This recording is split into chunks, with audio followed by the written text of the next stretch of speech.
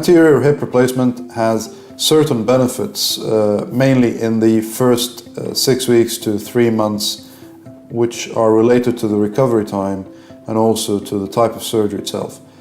It is a minimally invasive approach done through the front rather than the back of the hip that allows the surgeon to do the operation by pushing muscles away rather than cutting into muscles. And that allows for early recovery, less pain definitely.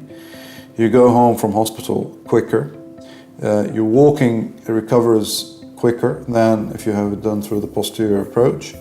You tend to have a better gait, as according to evidence published in the medical journals about gait analysis after anterior hip replacement. Certainly there is no limp because you don't touch the muscles at the back or the side of the hip. It also allows you to recover quicker from the point of view of no restrictions. There is very low dislocation rate associated with the anterior hip replacement. The posterior hip has a slightly higher the hip dislocation rate, although that may be historical, but certainly the anterior hip dislocation rate is negligible. The ability to do certain activities such as squatting, the ability to walk quickly or at speed is slightly better with the anterior approach. The ability to have less pain after the surgery allows the person to do more and recover quicker. You normally go home on day 2 or day 3 max after an anterior hip. With a posterior hip, it tends to take longer.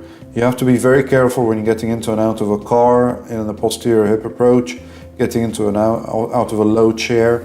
With the anterior hip, the restrictions are much less, and certainly the patients are happier from that point of view.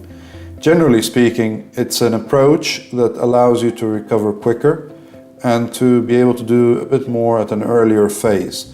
But if you take both approaches at 12 months, the anterior and the posterior approach have a similar outcome, and in the end the patient is pain-free after the surgery. With hip replacements in general, the success rate is 92 to 95%, and most patients do very well.